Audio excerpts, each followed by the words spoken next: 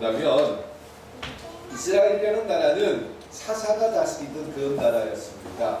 하나님의 그 신권적인 그런 하나님의 말씀을 들은 사사들이 이스라엘을 이렇게 통치하는 그런 시대였는데, 다른 나라를 보니까 다 왕이 있어요. 블레셋도 그렇고 암몬도 그렇고 주변의 나라들을 보니까 왕이 있어요. 그래서 이스라엘 사람들이 하나님 앞에 요청을 합니다. 그때 사무엘 선지자가 있을 텐데 요청하기를, 하나님 우리도 우리나라에 왕이 있으면 좋겠습니다. 사무엘이 생각할 때 왕이 있는 것과 또 왕이 없는 것과 별 중요하지 않은데, 하나님의 백성들이라면 하나님을 왕으로 섬기면 되는데, 이런 생각으로 반대를 했지만 그 백성들의 원함 때문에 하나님 앞에 기도를 합니다. 그때 하나님께서 알았다, 내가 왕을 세워주겠다. 그리고는 그 백성들이 요구대로 왕을 세우게 됐는데, 하나님께서 사울이라는 사람을 이렇게 보는데 참 겸손해요. 그리고 사람이 참 괜찮아요. 하나님께서 그 사울이라는 사람에게 은혜를 주고, 사무엘 선지자가 사울이라는 사람에게 기름 부음을 줄 때 성령이 놀랍게 역사해서 성령의 사람이 됩니다. 하나님의 사람이 됩니다. 어느 정도로 그가 하나님 마음에 감동을 하고 하나님 마음을 가지고 살았냐면, 사무엘이라는 민족의 지도자가 사울을 만나자고 해서 사울을 만났어요. 그러면 이 사울이라는 사람의 삼촌이 같이 살았는데, 집에 와가지고 삼촌이 물어볼 거 아니에요. 야, 사무엘이 도대체 뭐라고 했냐? 무슨 말했냐? 라고 물어봤을 텐데 사울이 대답하지 않았어요. 예, 대답할 수 없어요. 아니, 삼촌이야, 삼촌. 내가 네 앞길을 막자는 거 아니잖아. 도대체 그 위대한 종이 너한테 무슨 기도를 해주고 무슨 말을 했냐? 예, 아직 제가 말씀드릴 수 있는 게 아닙니다. 무슨 말을 했어요? 하나님께서 사울 마음 가운데 은혜를 주셨고, 사무엘을 통해 가지고 기름 부음을 주어서 이 땅에 왕이 되게 해주겠다, 이 약속을 한 거예요. 그러니까 너 왕이 될 거다, 이 말을 했는데 사울은 식구들에게조차 그 얘기를 하지 않습니다. 그리고는 침묵을 하고 궁금해하는 사람들에게 대답을 하지 않습니다. 성경에 그 내용이 자세하게 10장에 나오고 있는데요, 이제 사무엘은 온 나라 사람들을 다 모으게 했습니다. 그리고는 그 모은 자리에서 내가 왕을, 하나님께서 허락하신 왕을 발표하겠다 그러면서 이제 사무엘을 미리 기뜸을 해주고 그 시간에 와라 그러는데 안 오는 거예요. 그래서 사무엘이 사람들을 보냅니다. 빨리 가서 데려와라. 그 집에 가서 찾는데 사람이 없어요. 그러니까 요즘식으로 이야기하면 이민가방 같은 큰 여행 보따리에 들어가서 수고 있는 거예요. 내가 왕을 어떻게 합니까? 저는 왕을 하기에는 너무 많은 것들이 부족합니다. 이렇게 생각을 하고 숨어 있었어요. 그 사람들이 다 집을 곳곳을 뒤져가지고 찾아서 숨어있던 사람들을 데리고, 그리고는 사무엘 앞에 맡기는 겁니다. 그 사람의 모습이 다윗과는 좀 다르게 키도 크고 또 인물도 출중하고, 모든 사람들이 볼 때 야, 왕제로서 아주 적합하다 이럴 정도의 사람이었다라는 거예요. 그만큼 겸손하고 하나님 앞에 기름 부음을 받고 성령이 임했던 그런 놀라운 사람. 그리고 그가 왕이 됐을 때 얼마 안 있다가 암몬 족속과 길르앗, 이런 그 암몬 족속이 길르앗 야베스라는 지역을 침략했다라는 얘기입니다. 사울은 하나님 앞에 기도하면서, 하나님 왜 적이 다른 나라가 우리나라를 침략해왔는데 어떻게 하면 좋겠습니까? 기도하면서 하나님의 뜻을 구했어요. 근데 하나님께서 데리고 나가서 싸워라. 아모니 족속을 갖다 싸워라. 그때 모여진 군대도 30만 명이었어요. 근데 변변한 그런 무기들이 대단히 있던 그런 시대는 아닙니다. 그런데 그 숫자를 데리고 나가서 아주 전투에 넉넉하게 이겨서 그들을 다 쫓아내고 아주 혁혁한 공을 세워가지고 되돌아옵니다. 그리고 모든 백성들이, 모든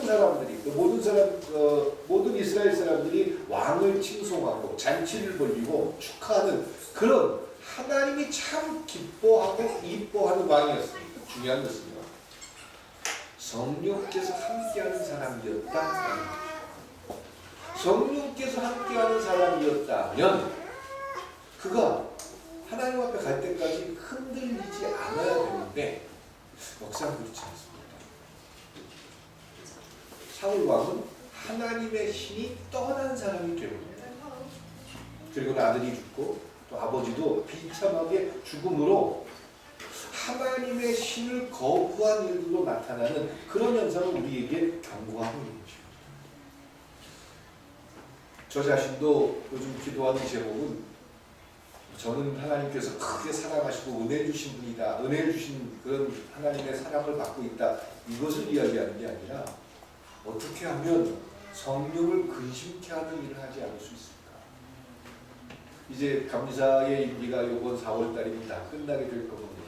스스로 내가 감리사 금천 지방 안에 21개 교회 한 3,500명 정도를 책임져야 하고 그 사람들을 이끌어가는 그런 일을 하다가 이제 내려왔을 때 내 스스로가 다 스스로에게 착각을 하진 않을까. 내가 늘 대접을 받은 그런 위치에서 이제 끝나고 나서도 그런 착각에 빠지게 되는 건 아닐까. 스스로 경계하고 기도하고 있습니다.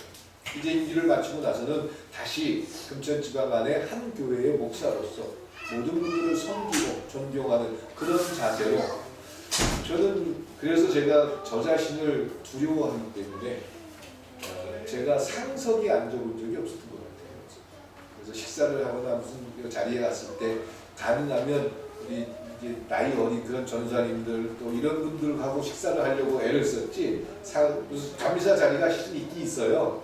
근데 제가 그 자리를 가능하면 피했고 그 마음은 지금도 변치 않고 그리고 이제 모든 것들을 내려놓고 이제 물러났을 때 변함없이 하나님께서 기뻐하는 일들을 위해서 애를 쓸 수 있는 그런 모습이 되기 위해서 기도하고 있습니다.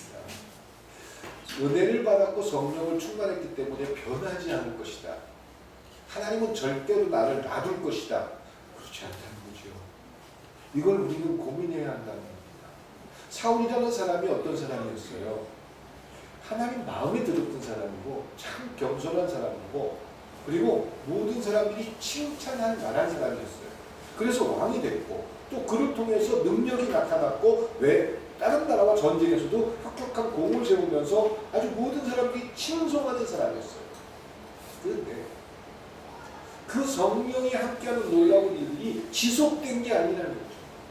오늘 읽어드린 이 본문의 사건을 통해서 그는 성령을 근심케 하는 자가 됐고 하나님은 그를 그에게 주어졌던 은혜와 성령을 제거해 버리셨다는 거예요. 그러니까 젊은 날 대단한 일을 하고 하나님의 능력을 보여주고 대단한 일을 했다고 해서 그가 하나님 앞에 갈 때까지 변함없이 능력의 사람이다 라고 이야기할 수 없다는 거죠.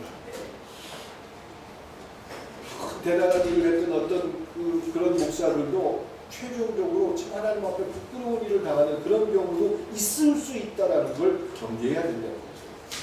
우리가 살아가는 삶도 마찬가지입니다. 옛날에 내가 어떤 능력을 받았고 어떤 은혜를 체험하고 어떤 일들이 있었기 때문에 나는 절대로 내가 잘못한 일이 있어도 문제가 되지 않아. 그렇지 않을 수 있다.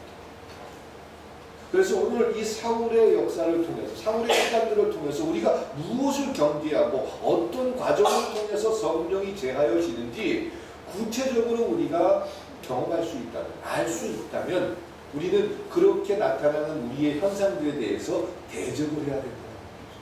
우리 자신과 부딪혀야 된다. 그래서 성령을 근심케 하거나 성령을 소멸케 하는 일들이 우리 속에서 나타날 때 그것은 사단의 무리들이 우리를 쓰러뜨리고자 하는 모습이다라는 걸 발견하고 저항하는 그런 과정이 될 수 있게 주님의 이름으로 부탁드립니다. 자, 오늘 본문을 읽어드렸는데 본문 속에 나와 있는 내용은 그런 겁니다. 이제 그렇게 전쟁을 해가지고 이스라엘이 굉장히 강한 나라가 됐어요. 근데 블레셋이라는 나라가 이렇게 보니까 갑자기 그 가나안 땅에 들어와가지고 이 나라가 너무 커지는 거예요.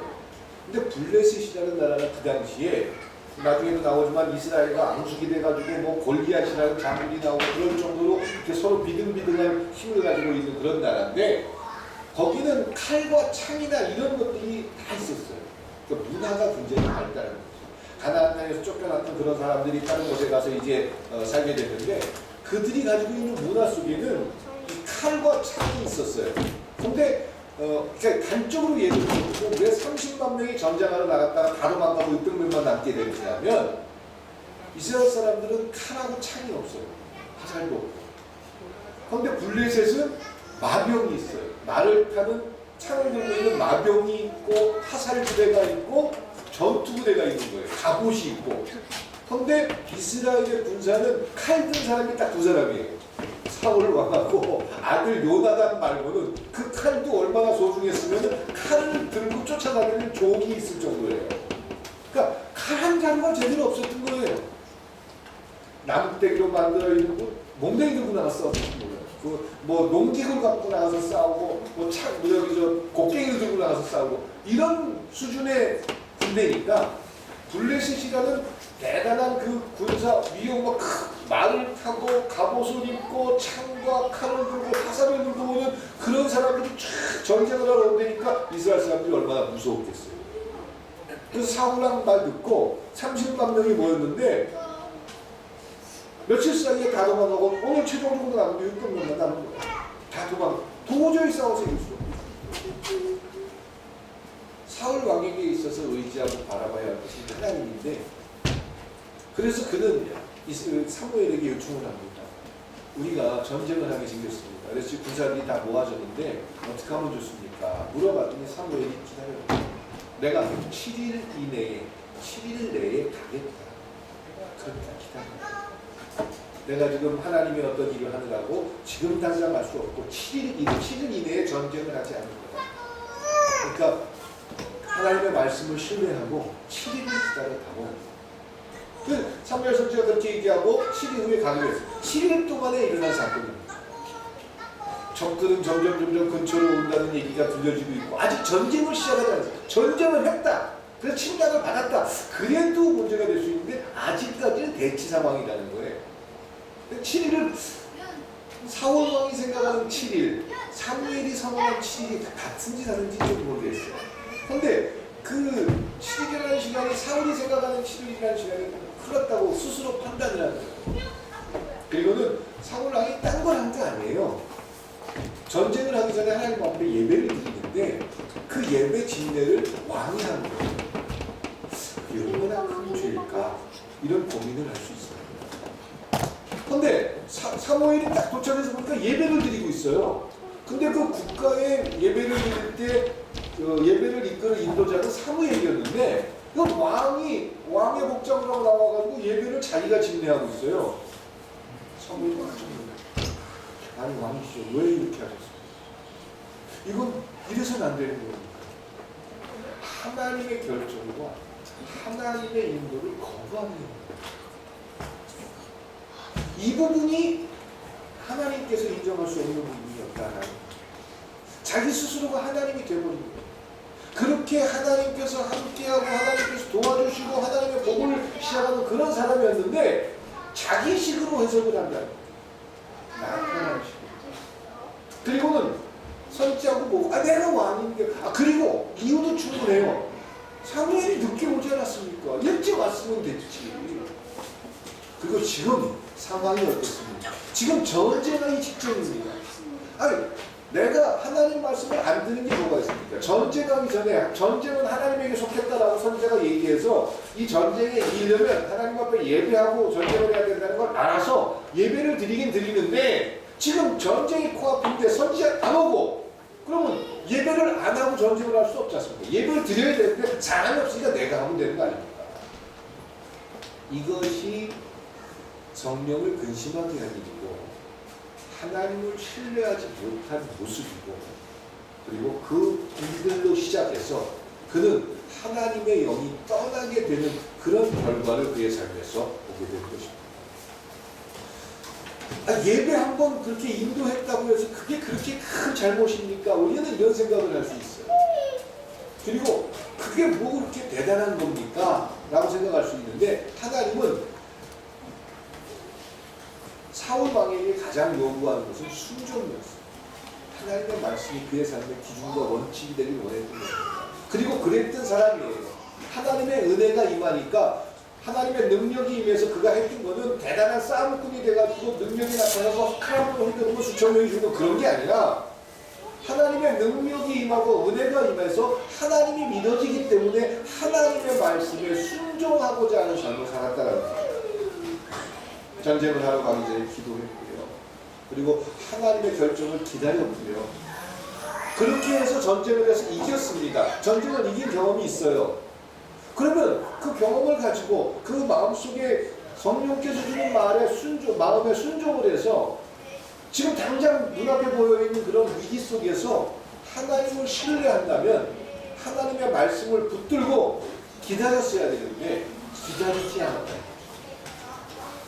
하나님을 기다리지 않은 것, 하나님의 결정을 듣지 않은 것, 이것에 대해서 성령을 근심하게 한 겁니다.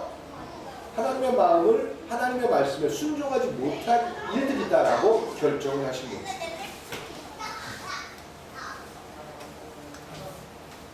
자, 이 30만 명에서 600명으로 줄어든 그 과정이 하루 사이에 일어났겠습니까? 일주일 정도 걸렸던 거예요. 잠자고 일어나면 그 국방부 장관이 와서 보고합니다. 오늘 5만 명이 빠져나갔습니다. 3만 명이 빠져나갔습니다. 눈에 보일 정도로 훅 빠져나갔을 거 아니에요. 그런 모든 현상들, 당장 내가 살아가는 삶의 모습 속에서 내 눈앞에 나타나는 여러 가지 일들, 이게 사울은 두려웠던 거예요. 그리고 600명 남은 거 가지고 어떻게 전쟁을 하라는 건가, 이런 원망과 불평이 있었어요. 하나님이 함께하겠다, 하나님이 도와주겠다, 하나님이 지켜주겠다, 이 말씀보다는 당장 내 눈앞에 보이는 현실, 내 통장에 돈이 얼마 있느냐, 이것이 더 중요했다는 거죠. 그것 때문에 하나님의 원칙과 기준보다 내가 생각하는 내 원칙, 내가 이렇게 해결할 수 있는 그런 방법들을 찾아냈던 겁니다. 예배를 드렸다는 건, 그가 예배를 집례했다는 것, 그것은 하나님의 말씀을 붙들고 살기보다는 백성들에게 내가 예배를 보여줬기 때문에 백성들이 하나님이 함께한다는 걸 보여주게 해서 그들을 붙들고 전쟁을 하면 이길 것이다 라는 생각을 했던 것이죠. 하나님을 온전히 신뢰하지 않았다는 거죠. 그럼 경험이 없었으면 이해가 돼요. 전혀 하나님이 함께하는 경험을 안 해봤다 그러면 이해가 돼요. 근데 이미 암몬 족속과 그 전에 전투를 해가지고 하나님이 함께함으로 이긴 걸 경험했습니까? 안 했습니까? 했어요. 그리고 사울왕 스스로도 전쟁은 하나님에게 속해 있다라고 고백을 했어요. 하나님이 함께해야 전쟁에서 이긴다는 것을 그는 알아요. 경험했어요. 얼마 시간이 걸리지도 않았어요. 그래서 하나님이 그 전쟁에 함께해야 이길 수 있다는 걸 그도 알고 있어요. 그럼에도 불구하고 하나님을 신뢰하지 않아요. 이게 말이 되는 얘기예요. 근데 우리의 현실을 사울이라는 사람과 비추어 보면 우리도 그러더라고요. 하나님을 경험했고 하나님에 대해서 믿어지고 하나님을 안다고 하면서 당장 내 눈앞에 보여주는 여러 가지 현실적인 일들 때문에 하나님을 신뢰하기보다는 내 자의적으로 해석을 하고, 그리고 가만히 되더라고, 진짜 내가 하나님 믿는 거 맞나? 하나님이 정말 나와 함께한 게 맞나? 끊임없이 의심하면서 나 자신이 결정해 버릴 때가 있죠. 이런 일들이 생길 때 그런 생각들과 끊임없이 투쟁할 수 있게 부탁드립니다. 하나님과 멀어지게 하기 위한 하나의 수단이라는 거죠. 자, 좋고 편안할 땐 문제가 되지 않아요. 근데 어렵고 힘든 일들이 생길 때 그 사람의 모습이 나타나겠죠. 그 사람이 정말 교회를 사랑하는지 하나님을 사랑하는지 평안할 때는 문제가 되지 않아요. 그런데 어려운 문제가 생기고 힘든 일이 생기고 눈물 나는 일이 생길 때 그가 어떤 모습과 어떤 결단을 하느냐에 따라서 정말 그 사람이 하나님을 사랑하는지 아닌지 드러날 거 아닙니까? 더 쉽게 할까요? 나라가 백척간주의 위기에 몰렸습니다. 다른 나라가 6.25 전쟁 때 북한에서 쳐들어왔어요. 그런데 나라가 위기의 그 순간에 나라를 사랑합니다. 아무리 큰 소리 쳐봐야 총을 들고 뛰어나가서 싸움을 하거나 이름 없는 군번을 가지고 있는 병사로서 뛰어나가서 나라를 지키기 위해서 싸우는 사람과 그렇지 않은 사람들, 나라를 사랑하지만 내가 죽으면 이 나라에 미래가 없으니까 나는 미국으로 이민을 가거나 다른 나라로 도망을 가거나 저 밑에 도망가서 피난가거나 이렇게 생각하는 사람도 있을 수 있다. 그러나 위기 속에서 정말 내가 어떤 기준과 가치를 가지고 살아가는지 드러난다는 거죠. 하나님은 첫 번째 사울 왕을 시험했던 겁니다. 분명히 경험 속에서 전투에서 이기고 전투는 하나님에게 달려있다는 걸 깨닫게 하시고, 그리고 블레셋이라는 나라를 통해서 사울 왕을 저울에 들고 체킹한 거예요. 아니, 체킹을 하나님은 사울 왕이 쓰러지길 바라셨을까? 저는 그렇게 생각하지 않습니다. 하나님은 그 기름 부음을 주어서 왕으로 세울 정도로 신뢰했고, 그에게 참 은혜를 주셨던 분이 그가 쓰러지기를 원하거나 그가 하나님을 신뢰하지 않기를 원하지 않았을 거라고 저는 감히 상상합니다. 사단이 주는 그런 유혹들, 하나님을 신뢰하지 못하는 그런 마음들에게 스스로가 지금 많았던 겁니다. 자기 스스로가 하나님을 더 이상 신뢰하지 않았던 것이죠.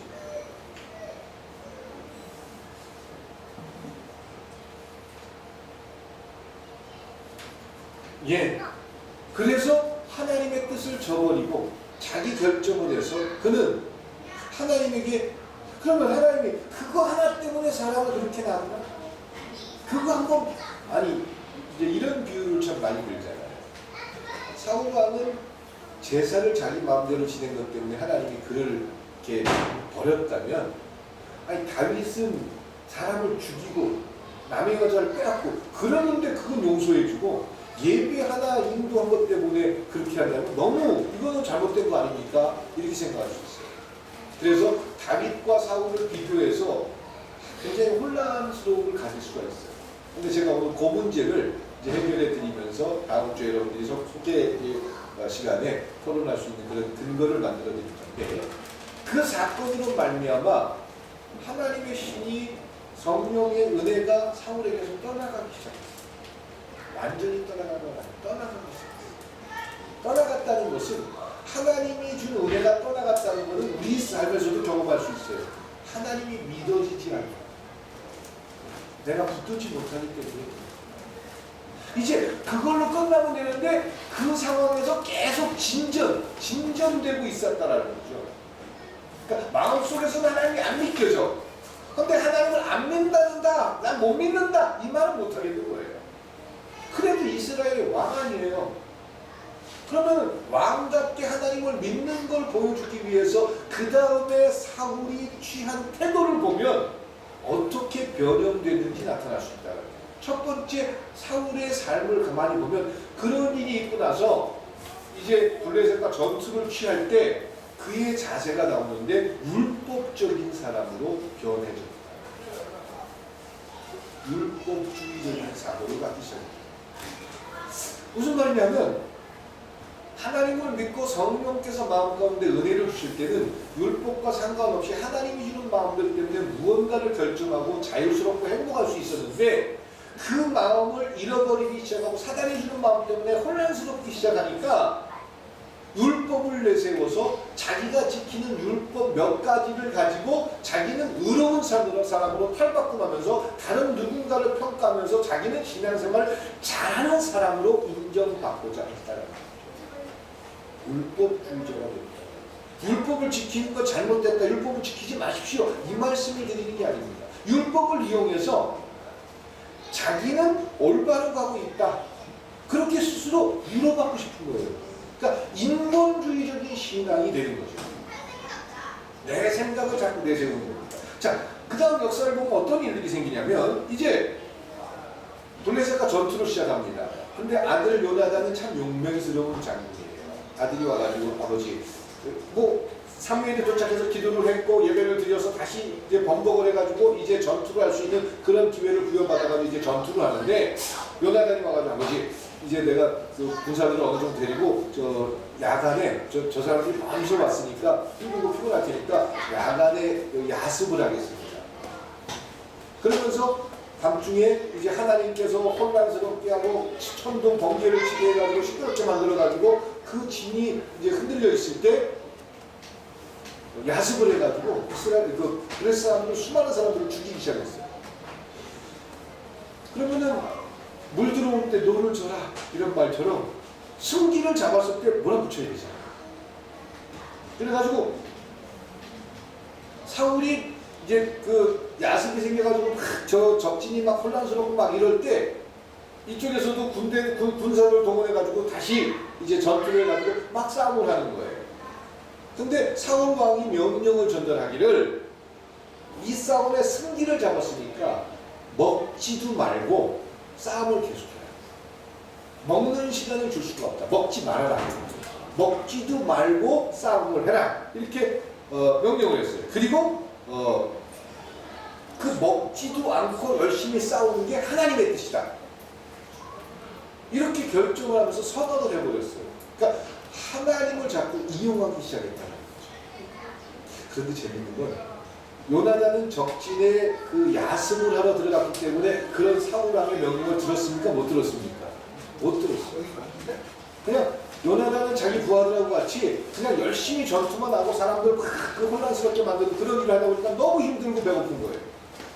그래가지고 먹을 건 없고 뭐 주머니에 전투식량이라도 들고 간 게 아니라 먹을 게 없어가지고 쩔쩔 매는데 어디 꿀이 있더라고. 꿀이 이렇게 벌들이 꿀집을 만들어 놓은 게 있어가지고 그 꿀집을 따다가 자기 병사들하고 나눠 먹었어요. 사울의 명령을 어기게 된 꼴이 된 거죠. 그리고 이제 전투에서 이겨가지고 전투를 갖다가 잘 승리해가지고 그 블레셋 군사들이 다 도망을 가고 막 뭐 먹을 양식이나 소나 말 이런 거 다 놓고 가니까 하루 종일 한늦게까지 전투를 한 병사들이 너무 배가 고픈 거예요. 그 사울 왕의 말을 듣지 않고 그 자리에서 그 블레셋 군사가 남겨놓은 음식도 또 소를 잡고 돼지를 잡고 잔치를 벌이는 거예요. 사울 왕이 가서 보니까 분명히 사울 왕은 하나님의 말씀으로 먹지도 말고 전투하라고 했는데 이 사람들이 소를 잡고 돼지를 잡고 먹는 거예요. 근데 먹는 것도 그냥 먹는 게 아니라 이스라엘의 율법에 의하면 피를 다 빼고 먹어야 되니까 피가 있는 채로 먹어야 됩니다. 피를 다 빼고 먹어야 돼요. 근데 암쯤 돼가지고 배고파가지고 허덕거리면서 그 소나 돼지를 잡아가지고 먹는데 피를 뺄 시간이 있습니까? 없습니까? 도축장도 아닌데 그게 불가능하죠. 그러니까 피를 다 빼지도 않은 채 막 고기를 굽고 막 그런 거예요. 그러니까 사울 왕이 와서 보니까 아니 내 말도 듣지 않고 내 말 안 들은 것까지는 괜찮은데 그때 뭘 내세우냐면 너희들은 이스라엘 백성들인데 어떻게 피를 흘리는 채로 음식을 먹는 피를 아직 다 빼지 않은 채로 고기를 먹는 이건 율법을 어기고 하나님께서 분노하는 일이다. 이렇게 스스로가 착각을 하죠. 그리고는 그 백성들을 향해서 아주 큰 고통을 치고 그들에게 고통스럽게 하고 그러니까 전투를 하다가 사울 왕의 말도 듣지 않고 그 말 안 들었다는 걸로 참수하거나 사람들을 꾸중하고 싶은데 그것만 갖고는 부족하니까 피를 흘린 채로 고기를 잡아먹었다는 이유로 하나님의 율법을 어겼기 때문에 너희들 하나님 앞에 죄를 진 거야. 그러면서 너희들 때문에 우리가 전쟁해 줄 수 있어. 그러면서 그들을 몰아붙였다는 거죠. 이게 율법주의입니다. 하나님의 은혜와 하나님이 살아계시다는 마음이 자꾸 우리 마음속에서 신뢰되지 못하고 고민되고 갈등될 때 자기의 의를 내세우게 된다는 거죠. 그리고는 그것을 자기 입맛에 맞춥니다. 심지어는 이제 하나님 앞에 이제 전투를 하다가 기도를 하게 제사장들 다 모아놓고 기도를 하게 됐어요. 제사장들이 하나님 앞에 이제 그 다음 전투를 어떻게 될지 이제 기도를 하는데 하나님이 응답을 안 해주시는 거예요. 대답을 안 해주시는 거예요. 그러니까 하나님이 늘 대답해 주셨는데 대답을 안 해주시는 거예요. 그럼 무슨 생각을 하죠? 기다리거나 하나님이 대답할 때까지 웨이트하면 돼요. 그런데 사울 왕은 하나님이 믿어지는 마음이 작아졌어요. 그리고 율법주의자가 됐어요. 그럼 제일 먼저 생각하는 게 무슨 생각인 것 같아요? 어떤 결정을 할까요? 예? 누군가 죄를 지은 사람이 있기 때문에 하나님이 대답을 안 해주는 거야. 이렇게 결정을 한다는 거죠. 율법주의자들 속에서 나타나는 현상입니다. 그러니까 내가 죄를 지은 거는 생각 안 하고 그러니까 우리 가정에 어려움이 생겨요. 또 우리 어떤 공동체에 어려움이 생겨요. 그럼 누군가가 죄를 짓고 누군가가 잘못했기 때문에 지금 하나님이 이렇게 우리한테 고통 주는 거야. 이렇게 생각을 한다는 거죠. 자기 자신을 되돌아보기보다는 누군가에게 핑계를 대는 거예요. 그리고는 왕이 어떤 결정을 하냐면 모든 12지파 다 모아놓습니다. 그리고 분명히 이 12지파 중에 죄진 지파가 있어. 그러니까 하나님이 대답하지 않는 거야. 그럼 죄진 지파를 뽑아내려면 제비 뽑으면 돼. 그 제비 뽑았어요. 누가 뽑혔게요? 사울왕 자기네 집이 뽑혔어요. 사울왕이 잘못한 거예요. 그러니까 그 제비 뽑힌 결과대로 얘기하면 누가 지금 잘못한 거예요? 사울왕이 잘못한 거잖아요. 그 자기가 잘못한 건 없다고 생각하는 거예요. 자기는 법을 수호한 사람이고 율법을 지킨 사람이고 그리고 왕으로서 하나님의 명령을 듣고 전투를 했던 사람인데 자기 말한 자기 말에 올무를 자기가 걸린 거예요. 그래가지고 아니 나는 하나님 앞에 잘못한 게 없는데 그럼 누가 그런 거야? 아들을 불러냅니다. 요나단 일로 와봐. 너 잘못한 거 있지? 너 뭐 잘못했어? 그랬더니 요나단이 실은 제가 둘째 날 저녁 때 너무 배고파서 우리 병사들하고 꿀을 먹었습니다. 거봐. 아이고 여기 있네 범인이. 율법주의자를 왜 우리가 경계해야 되냐면 내 속에서 그런 모습들을 경계해야 되냐면 사울 왕은 그렇게 아들을 죽일 뻔했습니다. 자기가 피하고 자기가 살기 위해서 자기 아들 가족 문제가 되지 않냐. 그러니까 사울 왕 스스로가 나는 하나님 앞에 잘못한 게 없는데 누가 그랬지? 근데 제일 뽑힌 거 보니까 자기 가족이에요. 아들한테 너 네가 뭐 잘못했냐 물어봤더니 아들이 실은 제가 근데 아들이 항변하는 말이 있어요. 아버지 왕이시여 나는 전투를 하다가 먹지 말라는 얘기를 듣지 못했습니다. 야습을 해서 적중에 들어가 있는데 제가 그걸 어떻게 듣습니까? 전 듣지 못했습니다. 그러니까 요나단이 잘못한 게 별거 아니에요. 근데 그렇게 꽤 맞춰서 그렇게 스스로 자기 자신을 변호하기 위해서 누군가에게 덮어 씌우는 이런 일들이 나타난다. 그것도 율법을 가지고 나타난다. 교회 안에서 아니 우리가 살아가는 삶에서도 나를 지키기 위해서 누군가를 어려운 지경에 빠뜨리거나 그런 일들을 우리는 상상하고 또 감행할 때도 있습니다. 하나님께서 기뻐하지 않는다는 걸 알면서도 나 자신의 존재를 지키기 위해서 그럴 때도 있다는 거죠. 그런 말을 우리 세상에서 뭐라고 표현해요? 참 저 사람 어떻다?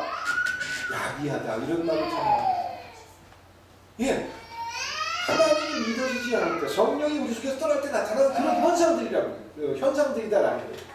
그러니까 율법을 이용해서 자기 자리를 지키고자 하고 하나님의 법을 이용해서 누군가를 치기 위해서 이용하는 거예요. 목사들이 가장 두려워할 부분. 설교를 하면서 하나님 말씀을 가지고 누군가를 치고 누군가를 고통 속에 넣기 위해서 하나님의 말씀을 인용한다면 율법주의자다. 그리고 하나님의 성령의 은혜가 그로부터 떠날 때 나타나는 현상입니다. 그러니까 첫 번째는 성령이 우리 속에서 떠날 때 나타나는 것은 하나님이 안 믿어진다는 거예요. 두 번째는 그 모습으로 오히려 하나님이 안 믿어져서 나 하나님 안 믿어요. 나 세상에 가 살래요. 대만처럼 세상으로 가는 게 아니라 교회 안에 남아있으면서 어떤 사람으로 변한다? 율법주의자로 변한다. 이게 사울을 통해서 드러난 불순종의 결과입니다.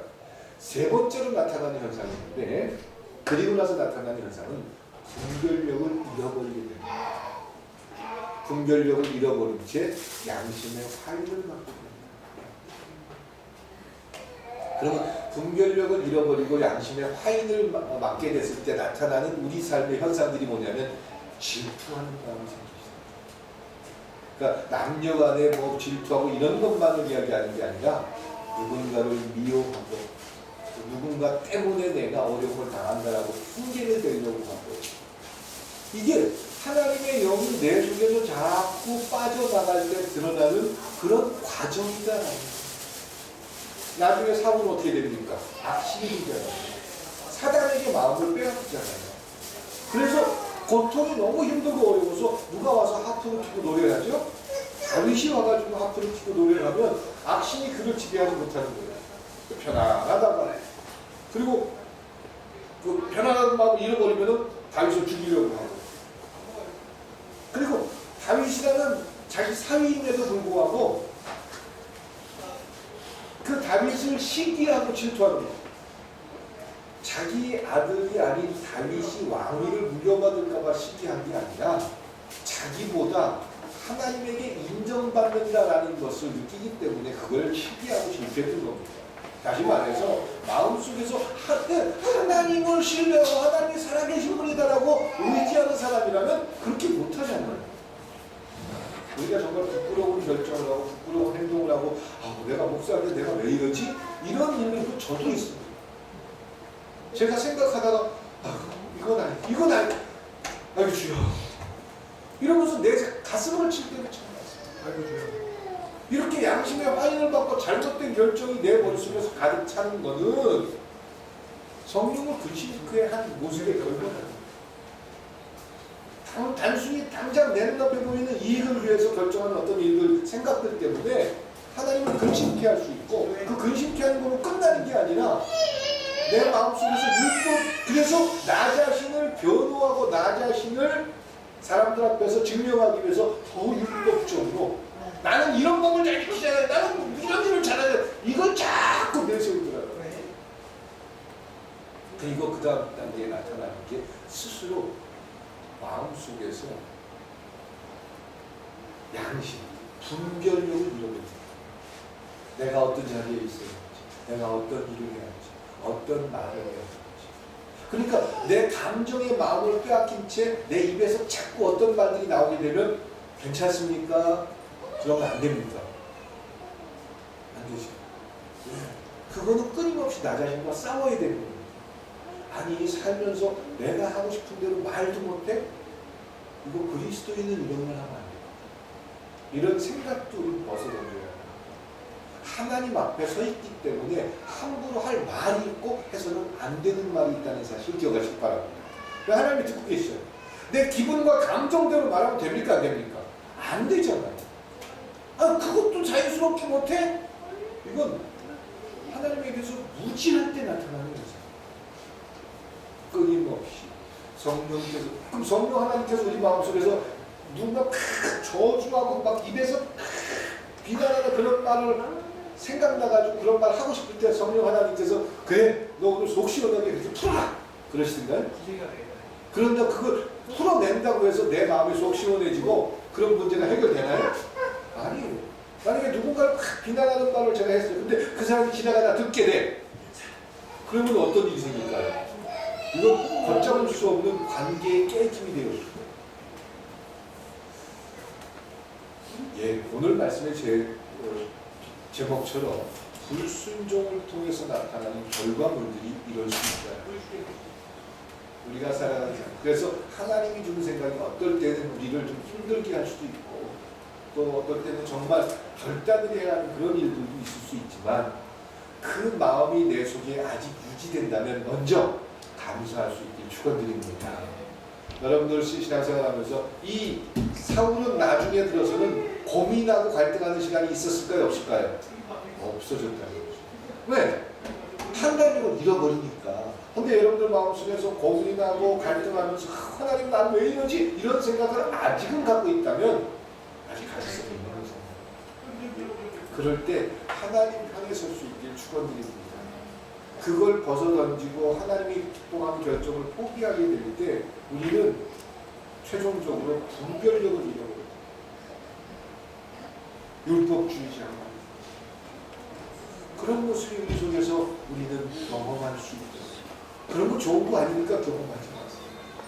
그래서 하나님 마음을 가지고 하나님이 살아계시기 때문에 고백할 수 있고 증언할 수 있고 지난주에 어떤 얘기였어요?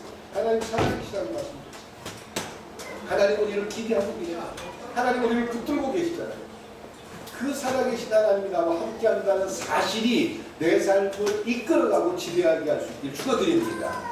하나님 믿어지지 않습니다. 난 내 마음대로 해도 좋습니다. 이런 생각은 사단이 주는 마음이에요. 그런 마음과 대항하고 싸워서 하나님이 살아계신 내가 어렵지만 하나님의 결정을 존중하겠습니다. 이렇게 고백함으로 하나님 앞에 순종하는, 그래서 율법주의자가 되거나 또 판단력을 잃어버리는 그런 모습이 아니라 하나님께서 기뻐하는, 그 기뻐하는 모습이 내 삶의 기쁨이 되는 그런 모습을 만날 수 있게 주님의 이름으로 축원합니다. 기도드리시겠습니다. 사랑과 은혜의 하나님, 오늘 사울의 삶을 통해서 우리의 삶에서 나타날 수 있는 여러 가지의 경우들을 생각해 봤습니다.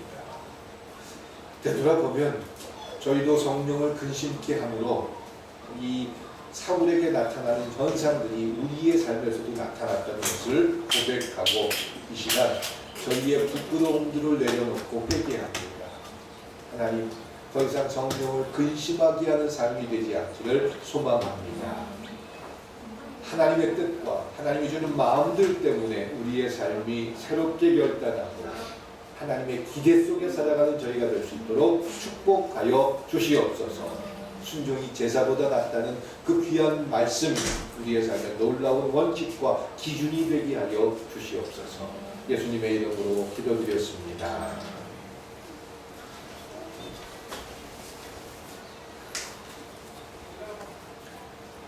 만원에 받으신 적이 있습니다. 찬송가 325장 부르시면서 준비하신 헌금하시도록 하겠습니다.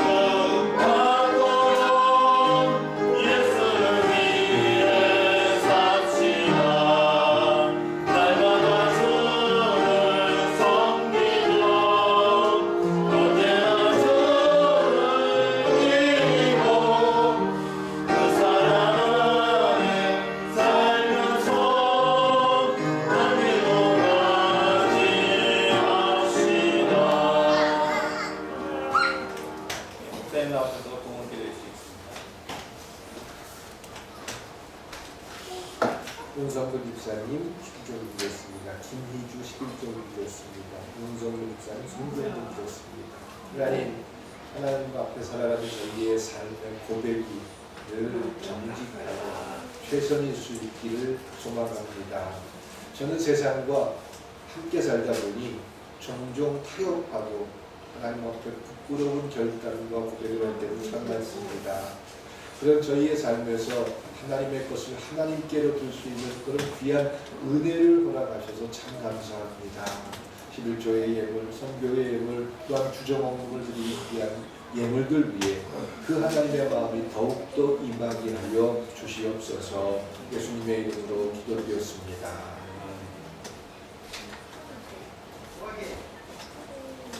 예, 교회 소식 알리도록 하겠습니다. 주보에 봐주시기 바라고요. 저희 교회를 잠깐 기도해 주시기 바랍니다. 저희 19년도 표 기억해 주시고요. 매주 수요일 11시에 수요예배가 계속 있습니다. 또 다음 주일 24일 2시 30분에 베델교회에서 금천지방지방회가 있습니다. 참석해 주시고 이번에 뭐 아시겠지만 제가 안수를 받는 시간이 있고 그래서 이제 좀 함께 해주셨으면 감사드리겠습니다. 또 우리 목사님께서 지방회장 감리사님으로 계시기 때문에 또 집도하시니까요. 성도님께서 관심을 좀 가져주시기 바라겠습니다. 우리 김강국 권사님도 기대해 주시고 조시원 권사님께서 큰딸네 집에 출국을 하셔서 이제 들리는 그리고 아직 건강하셔서 이제 먼 여행을 좀 가셨는데 한 달 후에 오신다고 하시니까요. 또 조승희 집사님이 아마 4월에 온다고 그러는데 아마 조만간에 볼 수 있을 것 같습니다. 우리 안 계신 성도님들 위해서 기도해 주시고 이제 기억해 주시길 바라겠습니다. 다른 것도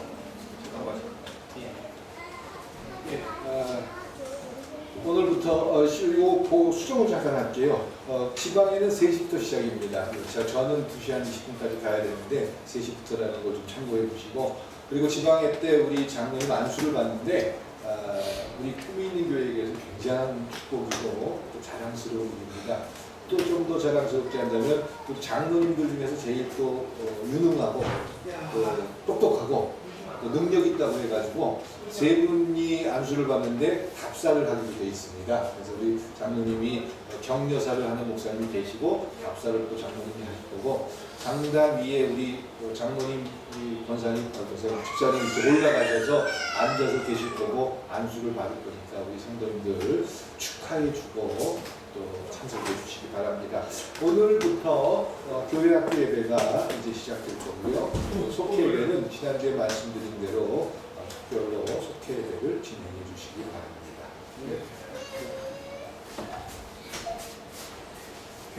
네, 다 같이 일어나셔서 우리 성도의 교제 축복의 통으로 찬양하시면서